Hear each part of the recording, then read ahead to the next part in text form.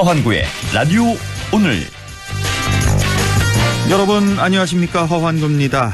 보수 진영 정치 세력이 하나로 뭉친 미래통합당이 오늘 공식 출범했습니다. 2017년 1월 박근혜 전 대통령 탄핵 사태로 새누리당이 분열된 이후 3년여 만에 보수 진영이 다시 뭉치게 됐습니다. 따라서 자유한국당이라는 당명은 사라지고요, 미래통합당이라는 새로운 당명이 탄생했습니다. 4.15 총선을 58일 앞둔 시점인데요. 이번 총선은 더불어민주당과 미래통합당, 그리고 바른미래, 대한신당, 민주평화당이 합친 가칭 민주통합당, 그리고 정의당과 또 안철수 전 의원의 가칭 국민의당, 이렇게 해서 모두 5개 정당 구도로 치러질 것으로 예상이 됩니다. 선거를 앞두고 이리저리 뭉치는 통에 유권자만 헷갈릴 것 같은데요. 바뀐 당명에 혼동하지 않기 위해서라도 후보 한 사람 한 사람 더욱더 자세히 살펴봐야겠습니다. 2월 17일 월요일 라디오 오늘 광고 듣고 시작합니다. 장성규입니다. 와우, SUV 좋은 차 타시네. 근데 타이어는 어디 건지 알고 계세요? 몰라요? SUV 전용 타이어는 넥센 로디안 GTX. 어떤 SUV에서도 잘 나가고 오래 가니까 넥센 로디안 GTX. 나도 오래 가고 싶당. 스팅어의 다이내믹한 스타일에 반하신 분들도, 스팅어의 프리미엄한 퍼포먼스에 반하신 분들도, 1% 스마트 할부와 100만 원 상당의 영상 스트리밍 서비스를 드리는 스팅어만의 스페셜한 혜택에 또 한 번 반하실 겁니다. 지금 홈페이지를 확인하세요. 스팅어. 2월 선수율 10%, 36개월 기준. 사장님, 우리 회사도 검진이지로 바꿔주세요. 이제부터 검진 업무 검진이지, 무료로 쉽지. 검진이지. 직원들도 행복한 게 검진이지, 무료로 쉽지. 편하네. 검진이지. 건강검진 업무가 쉬워지는 무료 솔루션 검진이지. 오래 쓰는 세단기는 뭘까? 오래 쓰는 코팅기는 뭘까? 45년 사무기기 전문가니까 오래 쓰는 사무기기 카피어랜드랍니다. 맑은 공기가 집 안으로 들어오니까 청정, 나쁜 공기를 집 밖으로 내보내니까 환기. 공기청정과 환기를 동시에 하니까 청정환기. 이제 창문 닫고 환기하세요. 청정환기 시스템을 나비앤하우스에서 만나보세요. 네, 라디오 오늘 월요일 순서 시작합니다. 1부 한 주간의 시사 이슈 알아보는 시간, 최영일의 시사 따라잡기 준비되어 있고요. 2부 이슈 오늘에서는 4.15 총선 예비 후보들 계속해서 만나보고 있습니다. 오늘은 안동시 선거구 자유한국당 바뀌었죠. 오늘부터 미래통합당 안영진 예비 후보를 연결해서 함께 얘기 나눠보겠습니다. 이어서 기영로 스포츠 평론가와 함께 스포츠 소식도 알아보죠. 네, 시사 따라잡기 최영일 시사평론가와 함께합니다. 안녕하십니까? 네, 안녕하세요. 예, 오늘 정치권 소식이 하도 많아서요. 네. 코로나19 소식 좀 간단히 한 2, 3분 정도만 좀 살펴보고 정치권 네. 소식 알아보도록 하겠습니다. 자, 코로나19 지난 주말 동안에 이제 국내 확진자 29번째, 30번째 이렇게 발생했는데, 네. 자, 이제 문제가 뭐냐면 이 감염 경로가 밝혀지지 않았다는 거. 그러니까 외국 맞습니다. 다녀온 적도 없고요, 이분들이. 맞습니다. 확진자와 접촉하지도 않은 경우. 이게 더 좀 난감한 경우가 아니겠습니까? 맞습니다. 그래서 이게 지역 감염으로 확산 가능성이 있는 것 아니냐라는 우려를 낳고 있고요. 예. 우리 이제 방역 당국의 방역망 외에 이 관리 대상 밖에서 나오는 바람에 방역망이 뚫린 것 아니냐 하는 이제 우려가 나오고 있고요. 예. 만약에 이런 사례가 더 나온다면 방역 대책을 급전환해야 한다. 이게 의료 전문가들의 오늘 이야기거든요. 예. 일단 정부 당국에서는 예의주시하고 역학조사를 계속 하기로 했고, 다만 이게 코로나19 증상이 아니라 하더라도 예. 폐렴 소견이 있는 환자에 대해서는 의사 재량으로 코로나19 검사를 의뢰할 수 있도록 조금 조치를 확대했습니다. 이번에 29번째 환자가 바로 이 증상이었죠. 그러니까 코로나 증상이 없었는데 단순 네. 폐렴 검사를 하다가 이렇게 확진이 된 거잖아요. 원래는 이분이 심장질환이 있는 80대 노인이셔서 예. 흉통, 가슴의 통증 때문에 이 동네 병원 두 군데를 찾았다가 그렇다면은 이 큰 병원으로 가보십시오 해서 이제 고대 안암병원으로 갔는데 예. 과거 메르스에 참여했던 의사분이 정말 초기 좋게 CT와 엑스레이에서 아주 흐릿한 폐렴 소견이 있었다고 해요. 예. 그런데 바로 음압병동으로 옮기고 격리 조치한 후에 검사를 했는데 확진자가 된 겁니다. 초동 조치가 굉장히 빨랐군요. 네, 그러니까 우리 의료진의 정말 경험이 매우 중요했다라고 그러네요. 이제 빛났다 이렇게 볼 수 있는데 예. 30번째 확진자는 이제 부인이기 때문에 부부니까 당연히 그렇죠. 감염됐는데 둘 중에 예. 누가 먼저 걸렸는지는 지금 특정짓기는 어렵거든요. 그것도요. 네, 그래서 조금 더 이제 지역 감염 우려까지 포함하여 네. 아마 앞으로 감기 검진할 때 예. 코로나19를 함께 검진할 것까지도 검토 중입니다. 그렇고. 그리고 일단 좀 폐렴 소견이 있는 분들은 꼭 받아볼 필요는 있는 것 같습니다. 맞습니다. 이번 그렇습니다. 경험을 보니까. 자, 그렇다면 이렇게 코로나19 여파가 혹시 다가오는 총선에 지금으로서는 좀 예상하기 어렵고 조심스럽긴 네네네. 합니다만 맞습니다. 이번 총선에 어떤 영향을 미칠까요? 지금 보시면 이제 중국에서 조금 이것을 낙관적으로 보는 시각과 비관적으로 보는 시각이 있는데요. 예. 이 엄중하게 보는 시각은 3, 4월에 피크에 도달한 후, 정점에 도달한 후 예. 7, 8월에야 가라앉을 것이다. 이런 의견이 있고요. 7, 8월이 돼서야. 예. 또 하나는 2월 말 정점을 찍은 후 3말 4초, 3월 말 4월 초에 사그라질 것이다. 네. 이건 이제 중국 전망입니다. 중국이 제일 지금 심각하니까요. 예. 근데 우리도 이런 추세, 좀 후자의 추세로 간다면 총선 때는 이 별 영향을 못 주거나 혹은 집권 여당에 정부가 잘 막았다. 이렇게 흐를 가능성이 있어요. 예. 하지만 오늘 나온 29번, 30번 확진자 같은 사례가 더 나오면서 일본처럼 흐르게 되면 지역망으로 퍼졌고 이제 방역이 뻥 뚫렸다 이렇게 되면 예. 총선에는 정부 측의 악재가 되겠죠. 예. 오늘 아주 재밌는 기사 제목이 있습니다. 어떤 기사요? 이낙연, 황교안 29번째 확진자 종로 동선 피했다. 이게 무슨 뜻이죠? 이게 뭔가 봤더니 예. 29번째 확진자가 예. 종로에서 활동이 활발하셨어요. 혹시 종로 지역 구민입니까? 종로 지역 구민이고 종로 거주하는 거주하는? 부부인데 그래요? 종로 지역에서 독거노인들에게 도시락 배달하는 자원봉사도 하셨고요. 경로당도 다니셨고 그렇거든요. 예. 그러니까 종로에서 이낙연 후보, 황교안 후보, 예비 후보들입니다만 지금 예. 선거운동 하고 있잖아요. 예. 혹시 이 어르신과 접촉했더라면 격리되는 거죠. 그렇게 되네요 또. 그러면 최소한 2주 동안, 2주 격리. 예, 2주 동안 못 나옵니다.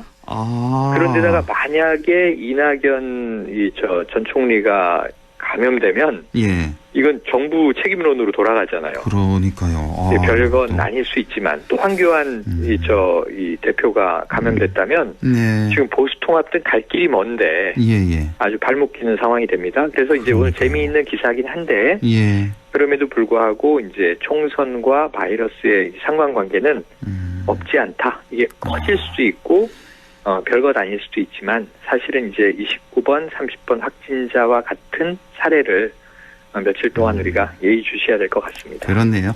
자, 오늘 드디어 이제 보수 통합 열차가 종착점에 도착을 했습니다. 네. 자, 오늘 통합 대회가 열렸는데 일단은 다들 아시겠지만 한국당과 새보수당, 전진당이 합친 거. 그런데 여기서 지금 얘기거리가 되는 게 뭐냐면 유승민 의원이 오지 않았다는 거. 그 이유가 지금 좀 밝혀지고 있습니까? 네, 저는 이유는 전혀 안 나오고 언론 접촉도 피하고 있고 두문불출이라는 말이 전해지는데요. 그걸 해석으로 간단히 알 수 있죠.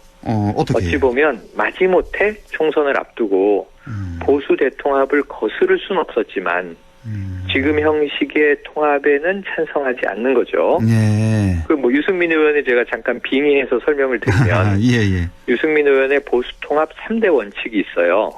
있었죠. 오늘 보수 통합이 이제 미래 통합당이라는 멋진 이름으로 또 컬러도 기존의 원색 빨간색에서 이제 핫핑크로 바뀌었습니다.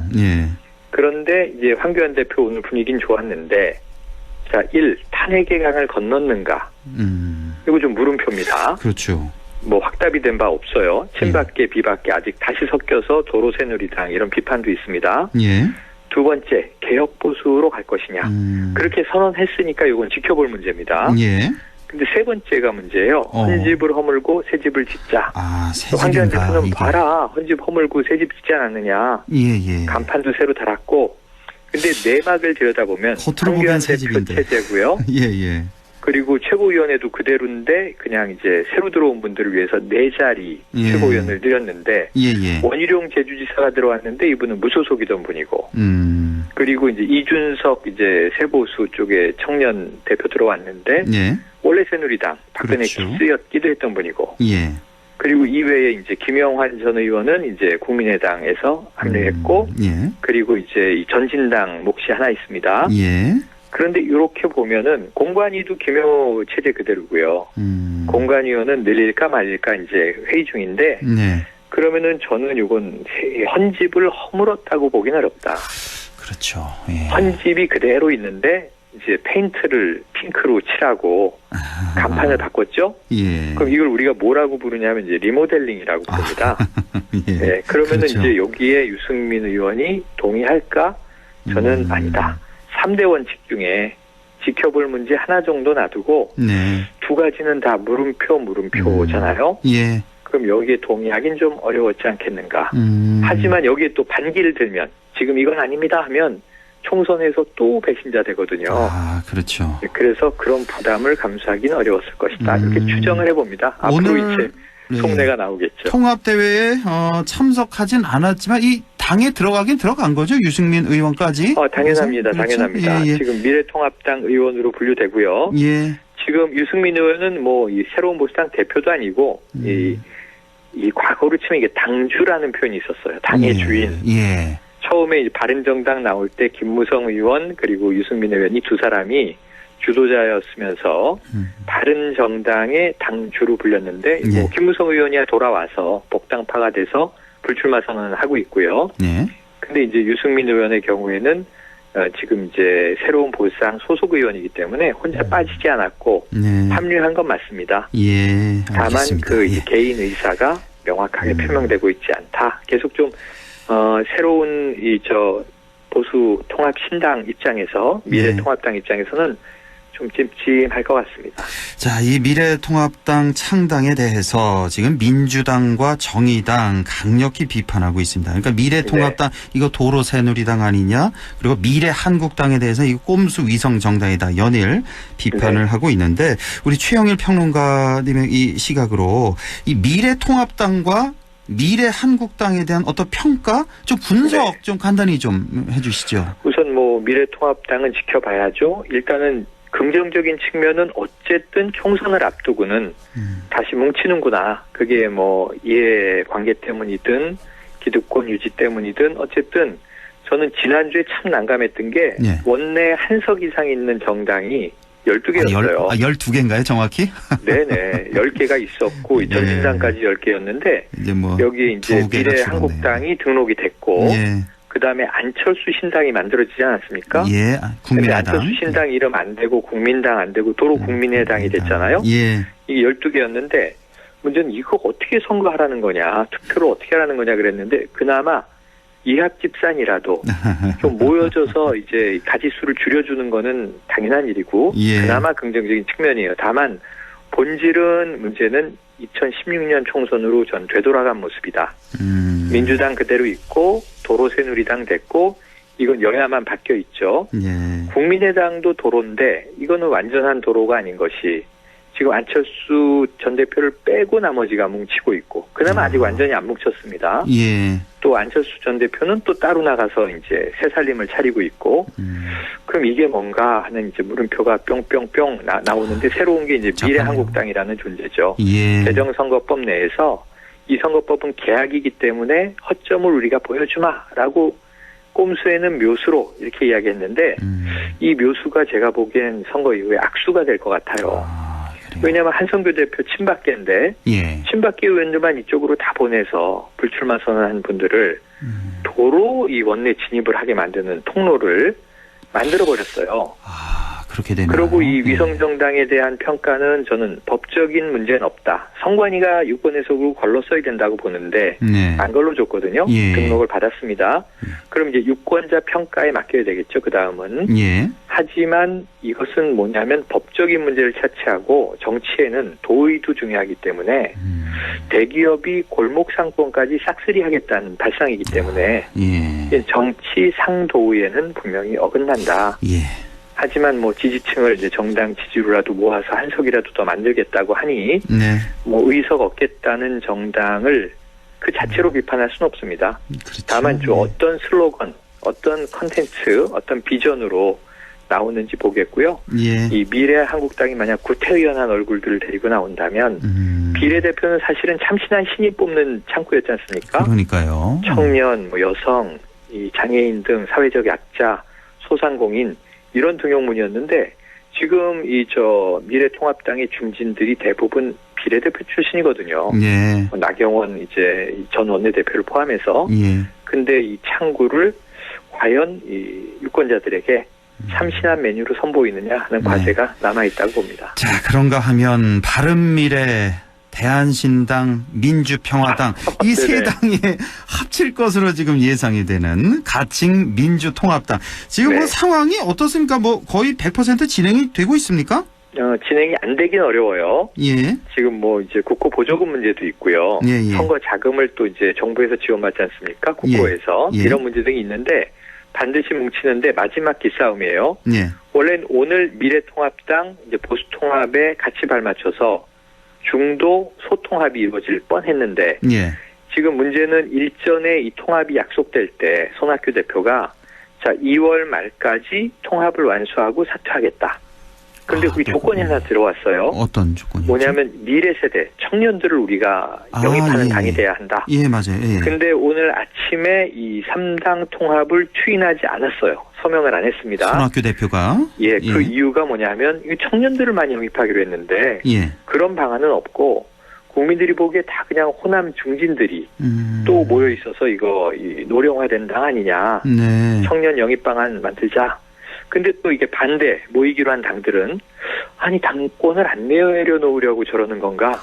지금 또 이제 이런 상황에서 불신과 의심이 들면서 복잡하네요. 며칠 미뤄진 것으로 보여집니다. 아, 일단 며칠 미뤄졌군요. 예, 결국 제가 예. 보기에는 되긴 될 텐데. 뭐 이번 주네. 예. 예, 마지막 기싸움이 이게 과연 이 대표직 내려놓기 싫어서 이런 건가? 예. 정말 이 호남 보수당 되는 또 꼴을 못 보겠어서 그런 건가?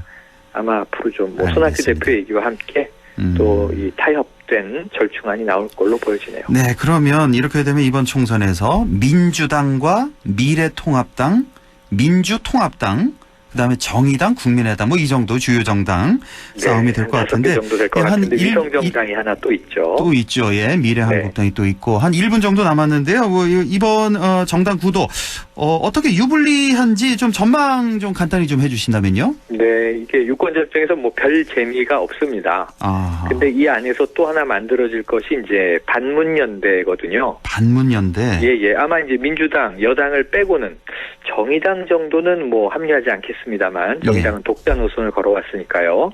나머지 정당들이 그러니까 안철수의 국민의당 그리고 이제 호남 보수 중진들이 모인 뭐 손학규 대표의 이제 민주통합당 예. 여기에 이제 미래통합당 플러스 위성정당인 미래한국당 이런 정도가 뭉쳐서 문재인 또 정권 뭉쳐서. 반대 예. 해서 이제 선거연대를 하게 되면 합당까지는 민주당이 아니더라도. 조금 버거워질 거고요. 예. 왜냐하면 민주당 입장에서는 지난 패스트트랙까지는 예. 4+1 협의체여서 한국당이 고립돼 있었고 나머지는 그래도 여당하고 소통을 했잖아요. 그렇죠. 예. 근데 이제 선거는 또 다른 이제 아주 치열한 전쟁이기 때문에 민주당을 고립시키고 나머지가 반문연대를 한다면 민주당이 조금 고전할 수도 있습니다. 그렇군요. 정당 지지율은 민주당이 많이 높지만 정당 지지율은 사실 총선에서 큰 영향이 없다는 게 과거 사례에서 분석이 됐습니다. 예. 그래서 지금 제가 보기에는 박빙이라고 보고요. 예. 민주당 최근에 뭐 임미리 교수의 칼럼 민주당 빼고 때문에 발끈해서 고발했다 취하하고 조금 이제 이 실점을 했는데 예. 통 큰 쪽이 이긴다. 자, 어느 쪽이 국민의 이제 민생과 또 이익을 위해서 대변자로 나설 것이냐.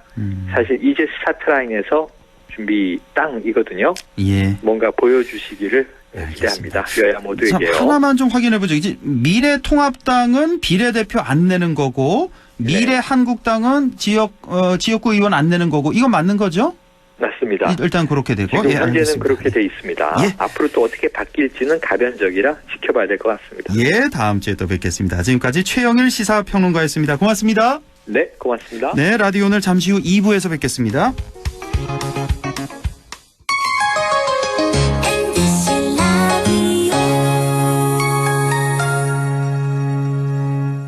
세계 최대의 유통회사가 어디죠? 월마트. 그럼 월마트가 중수도시의 작은 회사로 출발한 것도 아세요? 물론이죠. 여기에 미래를 열어가는 우리 지역의 유통회사가 있습니다. 어디죠? 바로 마음을 전해주는 곳 하나가 홈마트가 고객 곁에 있습니다. 바로 고객님의 손으로 키워주신 곳입니다. 고객의 믿음으로 크는 회사 하나가 홈마트.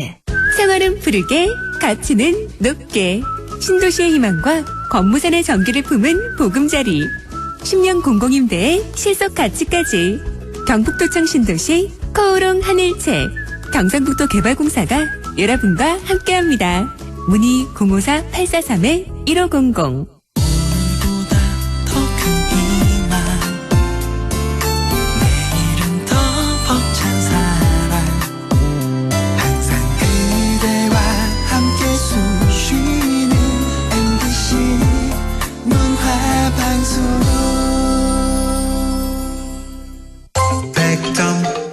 MBC 라디오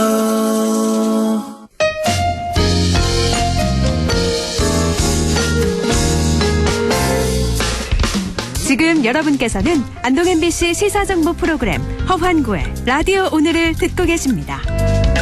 저는 사생결단 강재입니다.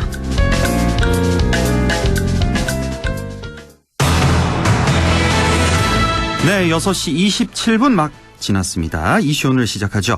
21대 총선 오늘로 꼭 58일 앞으로 다가왔습니다. 우리 지역에는 어떤 후보들이 나와서 경쟁을 펼치게 될지. 자, 오늘은 안동시 선거구로 다시 가봅니다. 미래통합당 안형진 예비후보 만나보겠습니다. 안형진 후보님 안녕하십니까? 네, 안녕하십니까? 예. 자, 오늘부터 이제 미래통합당 소속이시네요. 네, 맞습니다. 익숙지 않으시겠어요. 예. 자, 우선 본격적인 얘기 앞서서 모르시는 분들이 많이 계시니까요. 본인 소개를 좀 부탁드릴게요. 네, 안녕하십니까? 안형진 국회의원 예비후보입니다. 현재 안동 정화동에서 변호사 안형진 법률사무소를 운영하고 있고 중앙에서는 대한법조인협회 사무총장으로도 봉사하고 있습니다. 시민들께서는 저를 태화약국 아들내미라고 많이 알고 계십니다. 네. 원래 41살인 저는 영가초, 경덕중, 안동고, 그리고 서울대법대를 졸업한 후 제49회 사법시험에 합격하고 서울에서 법무관, 로펌 변호사, 국회 공무원 등으로 일하다가 고향 안동으로 돌아와서 살고 있습니다. 네. 태화약국 아들내미. 많은 분들이 좀 아시겠네요. 예. 올해 41살이고 안동 토박이시고요. 네. 네, 맞습니다. 자, 이제 서울에서 이제 활동하다가 언제 돌아오신 거예요? 안동은? 예, 작년 3월에 얼마 안 변호사 되셨군요. 사무실 예, 그렇습니다. 예. 작년 3월에 안동 돌아와서 그동안에 정당 활동은 꾸준히 해 오신 거고요. 한국당에서. 한국당은 지난 9월 최근에 입당했습니다. 최근에 입당을 하시고. 여러 가지 참 고민하다가 예. 결단을 내려 입당을 했습니다. 서울에서 그 서초동에서 로펌 변호사로 활동하던 때랑 지금 안동에 내려와서 변호사 활동하면서 정당 활동하는 어느 쪽이 더 행복하세요? 어느 쪽이 더 만족스러우세요? 네, 저는 안동이 훨씬 더 만족스럽습니다. 그러세요? 예. 예. 이유가 있다면요? 네, 일단은 서울과 달리 안동은 교통체증도 전혀 없고. 그렇죠. 또 사랑하는 부모님하고 같이 사는 게 참 큰 행복입니다. 예. 그리고 친구들도 많고 안동 곳곳이 제 추억이 다 배어 있어서요. 삶의 질은 매우 높은 편입니다. 예. 자, 이번 21대 총선에 나가기로 결심하시게 된 배경 좀 여쭤볼까요? 네, 많은 고심을 했습니다. 제 능력과 인품이 많이 부족하고 또 정치의 험난함을 가족으로서 체험을 했기 때문입니다. 그러나 무언가 변해야 한다. 젊고 새로운 사람이 대한민국 안동을 바꿔야 한다는 시민들의 강한 열망을 확인하였습니다. 네. 그래서 용기를 가지고 도전해서 그동안 연구해온 비전과 정책을 바탕으로 시민들의 심판을 한번 담당하게 받아보자 이런 결심을 하게 되었습니다. 예, 아주 음성에서 당당함, 씩씩함, 패기가 좀 느껴지는데 우리 안영진 후보님만의 장점을 꼽으라면 어떤 점을 호소하고 싶으세요? 네. 저의 장점이자 단점은 정치 신인이라는 점입니다. 네. 노련하지는 못하지만 열정과 패기를 가지고 있고 새롭고 젊은 인물이라는 점이 저의 장점입니다. 그리고 저는 안동에서 결혼을 하고 아이를 놓고 앞으로 평생 살 것입니다. 그래서 많은 시민들께서 고민하시는 안동의 의료와 교육 문제가 바로 제 자신과 제 아이, 부모님의 문제라는 점이 장점입니다. 예. 마지막으로 추가장 법률 전문가라는 점을 들 수 있습니다. 예, 정치 신인이라는 점 장점이다. 또 법률 전문가라는 점도 호소를 하시고 아직 결혼을 안 하셨나 보네요. 예, 아직 한 번도 못했습니다. 그래 조금 늦은 감이 있는데. 자, 예, 조만간에 하시기를 바라겠고. 감사합니다. 자, 일단 본선에 나가기 위해서는 당내 경쟁을 뚫어야 될 텐데 지금 자유한국당, 그러니까 미래통합당 오늘부터 당내 공천 경쟁이 상당히 쉽지 않아 보여요. 지금 당내에서 권택기 후보, 김명호 후보 출마 선언했고 또 현역 의원도 있고 좀 어렵지 않겠습니까? 어떻게 전망하십니까? 네, 저희 당에는 많은 훌륭한 선배님들께서 출사표를 던지셨습니다. 네. 젊은이답게 비판과 비난을 일절하지 않고 예의 바르게 경선에 임하고자 합니다. 발로 열심히 뛰고 직접 대면하는 선거운동을 해나간다면 시민들 그리고 당원 동지들께서 저희 진심을 알아봐 주실 것으로 믿습니다. 그리고 중앙당 차원에서는 공천 시 정치 신인과 청년에 대해 파격적인 기본 점수 부여 등 대폭적인 지원을 공언한 바 있습니다. 정치 신인이고 청년인 저도 충분히 해볼 만하다고 생각합니다. 예. 물론 경선 결과에 대해서는 무조건 깨끗이 승복할 것입니다. 그렇군요. 파격적인 기본 점수, 대폭적인 지원을 공언한 바 있다 당에서. 지금 아직까지는 공천 룰이 확정이 되진 않은 거죠? 네, 지금 잘 아시듯이 이제 보수 통합에 대해서 공천 룰에 대해서는 좀 더 추가적인 논의가 있을 것으로 그렇죠. 보고 예, 있습니다. 통합이 된 다음에 이런 걸 확정해야 되니까. 예. 네, 맞습니다. 자, 지금 안동 지역의 가장 시급한 현안은 무엇이라고 생각하세요? 네, 저는 좀 더 새로운 시각에서 보고자 합니다. 크게 4가지입니다. 네. 젊은이들이 일할 데가 없고 교육과 의료 수준이 서울에 비해 취약합니다. 그리고 원도심 경제가 너무나도 힘듭니다. 오후 5시만 넘어도 사람이 안 다니고 지금 빈 가게가 너무나도 많습니다. 그래서 일자리, 교육, 의료, 원도심 경제 이렇게 4가지가 시급한 문제라고 봅니다. 일자리, 교육, 의료, 원도심 경제 이렇게 4가지. 네. 자, 그렇다면 지금 준비하고 계신 공약들 이와 좀 연계가 좀 있을 것 같은데요. 몇 가지만 좀 소개해 주시죠. 네, 저희 공약은 단순합니다. 기존 예산은 건설과 토목 위주였다면 이제 교육과 의료 위주로 가자는 것입니다. 네. 길 놓고 보도블럭 까는 것도 좋지만 아이들 교육에 쓰고 시민들을 살리는 의료에 투자를 해보자는 겁니다. 네. 대표적으로 서울대 병원을 기차 역사 규제에 유치하고 싶습니다. 도청 소재지이고 그동안 하류에 물대느라 우리가 수십 년간 감내한 희생의 대가를 요구할 수 있다는 측면에서 가능하다고 봅니다. 네. 실제로 시행은 성공했습니다. 시민들이 열망이 있고 국회의원이 멀리 보고 적극 나선다면 충분히 가능하다고 믿습니다. 그리고 한 중2에서 고1 학생들 매 학년당 100명 정도를 방학 때마다 영어권 국가에 연수를 보내고 싶습니다. 어린 시절 해외 어학 및 문화 체험은 그 효과가 상상 이상입니다. 가장 효율적인 예산 집행이라는 말씀이지요. 예, 역시 이제 의료와 교육에 중점을 두고 예산을 집행하겠다라는 말씀이시고 지금 저출산 고령화로 지방 소멸 위기라는 말까지 나오고 있는데 이런 문제를 극복하기 위해서는 어떻게 해야 될까요? 네, 맞습니다. 이 지방에 일자리가 없고 교육과 의료가 약하니 젊은이들이 떠나고 아이도 안 낳는 것입니다. 솔직히 이런 문제를 국회의원 한 명이 일거에 해결할 수는 없습니다. 그러나 조금씩 해결하는 방향으로 나갈 수는 있습니다. 바로 그래서 제가 주장한 것이 예산을 교육과 의료에 써보자는 것입니다. 아, 역시. 예. 이제 교통은 충분히 좋으니까요. 예. 바로 그래서 서울대 병원을 기차역 부지에 유치해보자는 것입니다. 성사된다면 경북 북부 모든 의료 수요가 안동으로 집중되고 주변 상권도 당연히 살 것입니다. 시민들도 불안감 없이 진료와 수술을 받을 수 있을 것입니다. 지금 방과 후 학교 예산이 부족해서 그마저 잘 안 되고 있다고 들었습니다. 교육에 확실히 예산을 투자해야 합니다. 돈이 가면 교육 수준이 올라갈 것은 당연하지 않겠습니까? 네. 교육, 의료, 예산 집중 편성이 해결책 중 하나라고 생각합니다. 아, 역시나 교육과 의료를 강조하는 말씀 해주고 계시고. 네. 자, 지금 미래통합당 안영진 예비후보와 말씀 나누고 있는데, 지금 또 하나 여쭤보고 싶은 이슈가 안동과 예천 통합 문제 있잖아요. 지금 뭐 선거구 통합 얘기도 많이 나오고 있는데, 안동 예천 통합 문제에 대해서는 어떻게 생각하고 계세요? 이 문제는 중차대한 문제는 맞습니다. 그런데 솔직히 제가 지금은 공부 중에 있는 문제입니다. 네. 그래서 분명한 저의 어떤 입장은 아직은 정해지지 않았지만 저의 분명한 원칙은 있습니다. 충분한 검토가 필요하다는 것입니다. 네. 우리는 성급한 정책 추진으로 오히려 안동이 어려워진 것을 많이 겪었습니다. 도청이 오니 안동이 더 어려워졌고 택지 개발을 하니 원도심 상권이 더 어려워졌습니다.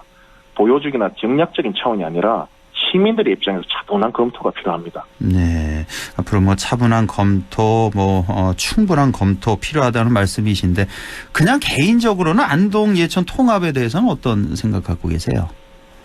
통합해야 된다? 아니면 아니다? 사실 이게 우리 안동이 참 어려우니까 여러 가지 해결책이 나오고 있습니다.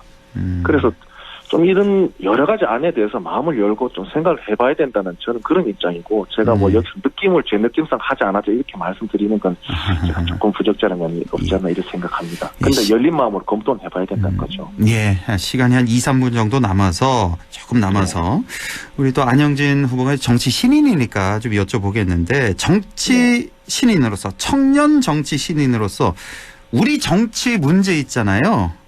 네. 뭐라고 생각하세요? 우리 정치 어떤 점이 가장 문제다? 어떻게 변해야 된다? 제가 참 아직 젊고 이 정치 신인인 입장에서 기존 정치 선배님들 비판하는 것 같아서 참 조심스러운데요. 뭐 괜찮습니다. 예, 비판하는 자리입니다. 예. 저는 그렇게 생각합니다. 정치란 게 시간 있고 돈 많은 사람이 하기 좋은 구조입니다. 지금은. 지금은 예. 어떻게 지금 이 국회의원 선거, 지방선거를 생업이 있는 젊은이 가겠습니까? 아가 둘이 딸려 있고 지금 직장 다니기 어려운데 이걸 간두고 어떻게 하겠습니까? 결국 삶을 지금 실제로 사는 사람들은 정치권에 진입하기 어렵다는 것입니다. 그래서 청년들이나 직접 직장을 가진 이런 사람들이 돈 가지고 시간 가진 사람들 말고도 정치에 진입할 수 있는 그러한 제도적인 지원을 해줘야 되지 않나 이런 생각을 하고 있습니다. 정치 진입의 어떤 문턱, 장벽을 좀 많이 낮춰야 될 필요가 있다. 이런 말씀이시고. 그렇습니다. 그 전에 지금 이제 미래통합당 그 자유한국당 소속이시니까 네. 자유한국당에 대해서도 좀 쓴소리가 필요할 것 같은데요. 좀 아쉬운 점 자유한국당에 대해서 그동안. 네, 뭐 쓴소리라기보다는 좀 제가 기대하는 바가 있습니다. 네. 어떤 합리적인 보수의 분명한 원칙을 세우고 투쟁할 땐 강하게 투쟁하고 또 뭐랄까요 그 원칙 없는 좀 행보를 하진 않았으면 좋겠습니다.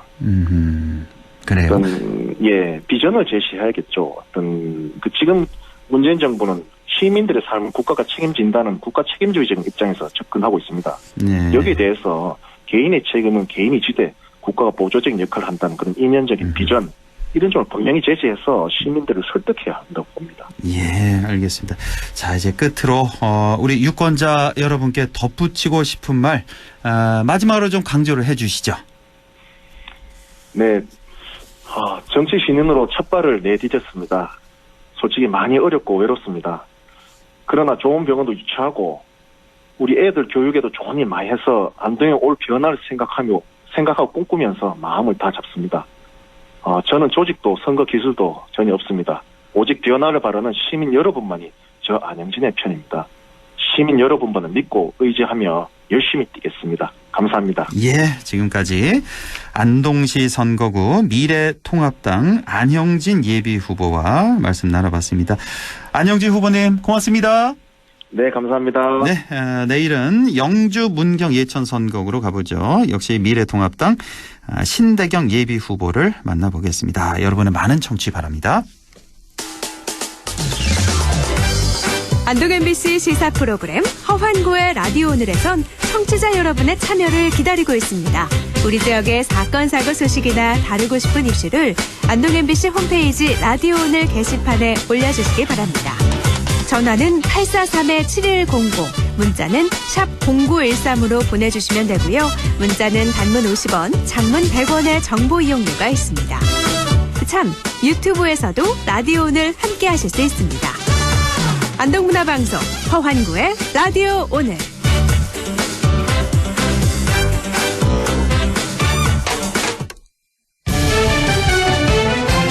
스포츠 리뷰 시작합니다. 기영로 스포츠 평론가와 함께하죠. 안녕하십니까? 네, 안녕하세요. 네, 먼저 삼성 라이온즈 등 국내외 프로야구 팀들의 스토브 리그 소식부터 좀 종합해 볼까요? 예, 구자욱 선수가 뒤늦게 사인을 했죠. 지난해 3억 원에서 2천만 원이 삭감된 2억 8천에 사인을 했습니다만은 예. 2천만 원은 이제 인센티브로 이제 보장을 해주기로 했습니다. 예. 제가 볼 때 객관적으로 볼 때 다른 팀에 있었다면 4억 정도는 받는 선수예요. 그렇죠. 대기임도 했었고 조금은 불이익을 받았던 것 같아요. 예. 딱 한 번 2할때 떨어진다고 해서 또 이렇게 연봉을 깎는 것도 좀 삼성에서 과거와는 다르구나 이렇게 또 느낌을 줬습니다. 이로써 삼성 라이온즈가 이제 완전체로 스프링 캠프를 일본 오키나와에서 하고 있는데 지난 15일 날 요미우리 자이언츠와 평가전에서 2대5로 졌고 네. 12일 날 야구르트 스왈로스한테는 5대10으로 패했지만 대체적으로 프런트와 감독 코칭 스텝은 만족해하는 것 같습니다. 삼성 라이온즈가 완전체가 아니라 좀 1.5군으로 이제 경기에 임했어요. 아, 그래요? 4번을 김원권 선수가 친 것이 좀 눈에 띄었습니다. 두 게임 다. 허 감독이 강한 2번과 강한 4번이 이제 과거의 류중일 감독의 스타일인데 네. 아마 4번 타자를 색깔을 다르게 끌고 갈 건지 아무튼 김원권 선수가 4번을 계속해서 쳤다는 게 가장 눈에 띄었습니다. 예. 프로야구 전체 선수의 평균이 나왔습니다. 최고 최저도 나왔고요. 예. 최장신은 1m 98에 하나이글스의 신지우 선수입니다. 신경은 전 포수의 아들이기도 하죠. 198이었고요. 예. 역시 최고령이 박용택 40세 9개월이었고 뭐 가장 작은 선수는 삼성의 김시찬, 김성윤 선수가 1m 63. 두 명이 삼성 그래요? 선수의 모두가 예. 1m 63이면 우리나라 남자 표준키가 1m 73 정도인데 네. 남자 표준키보다 10cm나 더 작네요. 선수 전체 평균 연령이 27.3세, 키가 1m 83, 몸무게가 87.5kg. 역시 운동선수라 네. 평균보다 훨씬 더 크고 무겁습니다. 그렇죠. 예. 그리고 메이저리그 김광현 선수 소식인데 세인트루이스 카디널스가 내셔널리그 팀이기 때문에 이제 타격을 해야 되잖아요. 그렇죠. 만약에 선발로 나가게 되면 불펜이면 사실 타격할 기회가 거의 없습니다. 네. 근데 선발로 나가게 되면 한 경기에 많으면 4번, 적어도 2번은 하게 되거든요. 네. 근데 타격을 보고 나서 좀 시니컬하게 이찌로 같았다. 좋았다는 얘기입니다. 그래요? 특히 이치로 하면은 뭐 메이저리그 최고의 교타자 아닙니까? 과거에. 예. 근데 김광현 선수가 안산공고 3학년 때 예. 2006년이죠. 예. 4할 1푼 5리 고등학교 때입니다만은 41타수 17안타. 유현진 선수 못지 않군요. 김광현 선수도. 더 낫죠. 유현진 선수보다 더 낫죠. 그래요? 유현진 선수 3할 때 동산고등학교 4번 타자지만 예. 이 안산공고가 타격이 더 좋았거든요. 그리고 5선발 지금 경쟁을 한다고 알려져 있는데 그러니까요. 예. 5선발 경쟁 상대자 마이클 콜라스가 오른쪽 팔꿈치에 통증을 느껴서 훈련을 중지했습니다. 예. 김광현 선수는 5선발에 무혈 입성할 가능성도 없지 않아 생긴 겁니다. 예. 꼭 그렇게 좀 됐으면 좋겠네요. 류현진 선수는 뭐 완전히 지금 토론토에서 에이스로서 대접 잘 받고 있는 것 같아요. 예, 그러니까 이제 3월 말에 개막하잖아요. 3월 28일쯤에. 예. 개막하기 전에는 영웅 대접 받는 거죠. 그러니까요. 엄청난 돈을 주고 예. 또 명문팀 LA에서 데리고 왔잖아요. 예. 그리고 이제 지난해 명실공히 최저 방어율이 가장 좋았잖아요. 예. 근데 개막전에서 이제 좋게 되면 그게 그냥 가는 거고 예. 두들겨 맞으면 이제 아니 뚜껑 열고 보니 아니었구나 이렇게 되는 건데 예. 뭐 그렇게 될 가능성은 별로 없고 어쨌든 토론토 블루제이스에서는 뭐 영웅 대접을 받고 있습니다. 예. 자, 토트넘 손흥민 선수 아스톤 빌라와 오늘 새벽에 원정 경기가 있었는데 멀티골을 터뜨렸네요. 예. 대단해요. 요즘에. 네, 2대2 상황에서 네. 후반전 끝나갈 무렵 4분 추가 시간 줬는데 네. 3분 30초경에 골을 넣었어요. 그야말로 극장골. 30m 정도를 단독 질주해서 예. 그야말로 극장골이었고 예. 이 부분만 보면은 이제 기생충 화요날보다 더 재밌었어요. 극장골이니까 그러니까요. 그렇게 예. 말씀드리는데 예. 정말 손흥민 선수의 진가가 그대로 드러난 아스톤 빌라 전이었고요. 또 페널티킥을 찾는데 예. 지난번에 FA컵 때도 찾는데 그때 이제 오른쪽 골키퍼 오른쪽으로 찾거든요. 예. 이번에도 오른쪽으로 차는 바람에 예. 페페 골키퍼가 방향을 알고 일단 막아냈습니다만 그러니까, 예. 리바운드 골로 골을 넣는데 예. 이 손흥민 선수가 페널티킥 트라우마가 있거든요. 있죠. 국가대표나 소속팀에서 안 찼었는데 해리케인 선수가 이제 부상으로 빠지니까 할 수 없이 차는 것 같은데 이 페널티킥은 오른쪽 왼쪽에 구속으로 차게 되면 높은 구속으로 차게 되면 못 막거든요. 네. 근데 땅볼 이게 밑으로 차게 되면 골키퍼가 막을 수가 있죠. 예. 그러니까 훈련을 더 하든지 아니면 다른 선수한테 PK는 양보해야 될 것 같아요. 저는 손흥민 선수가 PK는 조금 잘 차는 게 아니라고 그러니까 저는 손흥민 선수 볼 때마다 PK 찰 때 얼굴이 제일 어두워요. 표정이. 네. 예. 그리고 뭐 조바심을 내는 것 같고. 그러니까요. 예. 아마 제가 볼 때는 좀 안정된 감을 보여주지 못하고 있어요. 어쨌든 팀의 3대1을 이겨서 5위로 올라섰고 네. 이제 22일 날 예. 22일 날이었던 이제 아마 챔피언스리그 라이프치히와 홈 경기 16차전 1차전을 갖게 되고요. 예. 또 토요일 밤이죠. 아마 이게 첼시와 실질적인 4위 다툼도 하게 되니까 이번 주 두 경기가 아주 중요해졌습니다. 그렇군요. 예, 이번에 또 1점 차밖에 안 되니까 4위와 또 네, 4위로 올라설 수도 있겠고. 박인비 선수 이제 슬슬 기지개를 좀 켜나요? 어제 끝난 한다 호주 여자 오픈에서 2년 만이죠. 2년 만에 이제 우승을 해서 개인 통상 20승 고지에 올라섰네요.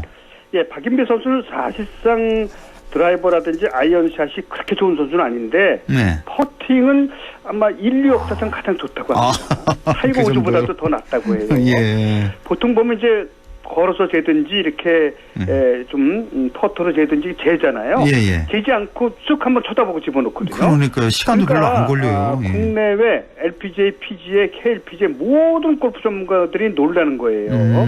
어떻게 저렇게 퍼팅을 잘할 수가 있는가. 이거 퍼팅이 부진했기 때문에 2년 동안 준우승만 5번 했잖아요. 근데 퍼팅이 살아남으로 해서 이번 대회 한다 호주 여자 오픈 14언더파 278타로 2위와 3타 차로 우승을 차지했기 때문에 이제 통산 20승이 됐고 또 2020 도쿄올림픽 출전 가능성도 아주 높아졌어요. 그러니까 지난번 올림픽 리우 올림픽이었죠. 거기서 우승 금메달 땄잖아요. 네, 리디아고를 꺾고 이제 금메달을 땄는데 이번에 또 나가나요? 120년 만에 돌아왔잖아요. 이제 골프가. 근데 이제 6월 29일 현재 앞으로 이제 5개월 정도 남았죠. 4, 5개월. 현재 세계 랭킹 15위 안에 만약에 우리나라가 4명 들어가게 되면 리우 올림픽처럼 또 4명 나가거든요. 지금으로 볼 땐 4명 나갈 가능성이 높아요. 그렇죠. 만약에 15위 안에 2명만 있다 그러면 2명만 나가는 거예요. 그러니까 우리가 지금 15위 안에 5명이 있거든요. 그러니까 이제 아마 6월 29일 현재 15위 안에 5명 이상이 될 가능성이 높아서 15위 안에 들더라도 한국 선수 가운데 4위 안에 들어야 되잖아요. 그래서 박인비 선수가 4년 만에 1월 달부터 출전하고 있잖아요. 근데 개막전에서 연장전에서 져서 준우승했고 잇따라 두 대회 컷오프가 됐거든요. 이게 퍼팅이 안 되니까 그래요. 이게 이제 드라이버 샷이 다른 선수보다 약 20야드 정도 짧거든요. 그러니까 아이언샷도 좀 그렇게 정확한 건 아니고 퍼팅으로 다 커버해 가기 때문에 퍼팅만 살아나게 되면 무적이 되는 겁니다. 엄청나게 정확합니다.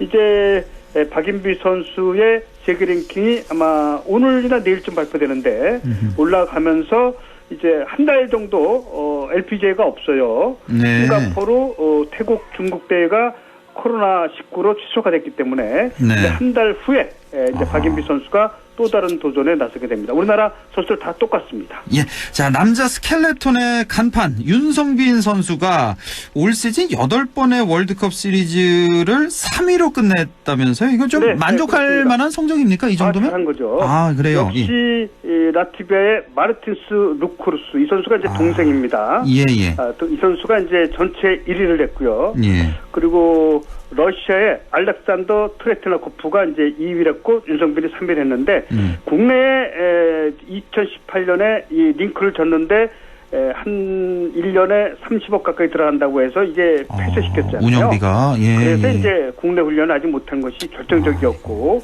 8번 치르는 대회 가운데 한 번 우승했거든요. 그리고 은메달 2개, 동메달 2개, 5번 포디움에 올라섰는데 이제 문제는 다음 달에 있을 독일 알더베르크 세계선수권 대회입니다. 네. 여기가 이제 피날레가 되는 겁니다. 예. 이 윤성빈 선수와 함께 정승기가 12위, 정승기가 11위, 김지수가 12위로 3명의 선수가 12위 안에 드는 것도 또 아주 고무적이라고 할 수 있겠습니다. 예. 자, 남자 쇼트트랙에서는 또 박지원 선수가 새로운 스타로 떠올랐다는 소식까지 전해드립니다. 자, 지금까지 기영로 스포츠 평론가와 함께했습니다. 고맙습니다. 네, 다음 주 뵙겠습니다. 한 주 잘 보내세요. 네, 우리 정 날씨 알아보죠. 김도연 캐스터 전해주세요. 네, 지난주에는 벌써 봄이 온 게 아닌가 착각이 들 만큼 기온이 크게 올랐는데요. 금세 날씨가 다시 추워졌습니다. 1월에도 보기 드물었던 눈이 봄을 앞둔 2월 중순에 내렸는데요. 갑자기 이렇게 눈이 내린 건 대륙에서 밀려오는 차고 건조한 공기 때문입니다. 이 공기들이 내륙으로만 지나온다면 단순히 춥기만 하겠지만 바다를 거쳐오면서 눈구름이 발달한 겁니다. 상하층 간의 온도차가 15도 정도 나면 눈구름이 만들어지기 시작하는데요. 오늘 같은 강추위가 찾아오면 바다에서 상층과 하층 간의 기온 차이가 20도 이상 벌어지게 됩니다. 이 때문에 바다 위에서 공기가 아래 위로 뒤섞이면서 눈구름이 강하게 발달한 겁니다. 오늘 기록된 적설량을 살펴드리면요. 영주가 0.7cm, 그리고 안동이 0.5cm, 문경 예천이 0.2cm, 상주 봉화가 0.1cm 기록됐습니다. 이맘때 내린 눈은 습기가 많이 머금어서 평소보다 3배가량 더 무겁습니다. 비닐하우스나 축사처럼 눈의 하중을 견디기 어려운 시설물은 최대한 빠르게 눈을 쓸어내야 시설물 피해를 줄일 수 있습니다. 추위는 내일 절정에 달한 뒤 모레 수요일부터 조금씩 누그러지겠습니다. 내일은 기온이 더 내려가면서 아침 기온이 영하 7도까지 뚝 떨어지겠는데요. 잦은 기온 변화에 면역력 관리 잘 해주셔야 되겠습니다. 모레부터 예년 기온을 회복하면서 누그러지겠고요. 금요일과 토요일에 다시 한번 비 예보 나와 있습니다. 현재 미세먼지 농도는 좋음에서 보통 수준으로 대기질 깨끗한데요. 어제 중국에서 황사가 발원했지만 바람이 강하고 황사가 상층으로 이동하면서 우리나라에는 큰 영향은 없을 것으로 예상됩니다. 내일 기온은 아침이 영하 7도, 한낮에 5도 예상됩니다. 안동 현재 기온은 어제 이 시간보다 3도 낮은 영하 4도, 체감온도는 영하 9도, 습도는 49%입니다. 날씨였습니다.